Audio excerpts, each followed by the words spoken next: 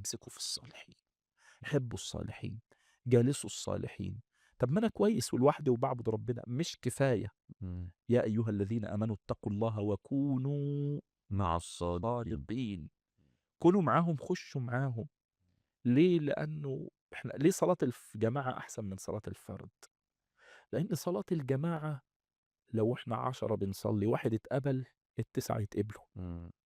وصلاة الفرد لو أنا لوحدي اتقبلت اتقبلت، ما اتقبلتش ما اتقبلتش. صلاة الجماعة فيها جمع القلوب والأرواح.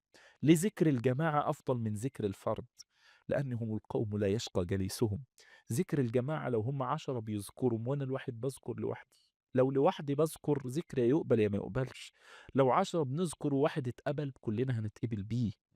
لأن ده الحديث، هم القوم لا يشقى قال له يا رب ده عبدك فلان ده جاي ليه لحاجة ما كانش جاي جاي. مصلحة، جاي قال له جاي لمصلحة دنيوية. قال له بيقول له أشهدكم يا ملائكتي أني جعلت جزاؤهم من ذلك مغفرتي لهم. قالوا يا رب فيهم عبدك فلان ما جاء إلا لحاجة. قال أشهدكم أني جعلت من ذلك مغفرتي لهم، هم القوم لا يشقى جليسهم. فجالسهم، أيوه.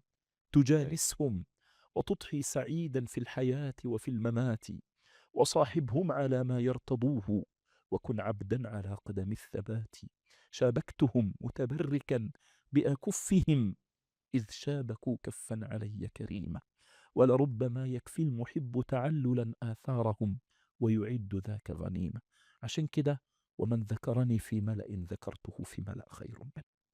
في نفسه لوحده سر، إمم. ذكرته في نفسي. يقولوا ليه ذكر جماعي؟ مش أنا اللي بقول ذكر جماعي، ده ربنا يا أيها الذين اذكروا الله. وفي الحديث القدسي ومن ذكرني في ملأ، يعني في جماعة وبصوت مرتفع، ذكرته في ملأ خير منه.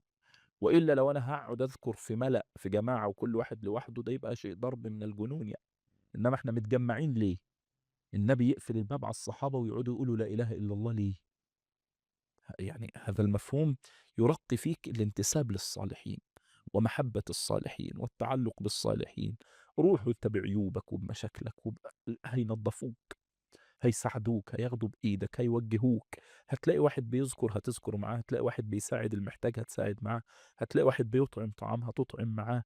هتلاقي 100 باب خير متفتح جوه. ادخل جوه هتلاقيش. لكن طول ما انت بره مسكين، إنما تأكل الذئب من الغنم الشاردة. فالشيطان عمال ياكل فيك لأنك بره. لكن خش جوه. ليه؟ لأنك في وسطهم مش هيجي ناحيتك، حتى لو أنت مبلي مش هيجي ناحيتك. أيوه. لأن في حيطة حواليك مقفلة دايرتك. وحسن أولئك إيه؟ رفيقة. حسن أولئك صحبة ورفقة ومنزلة.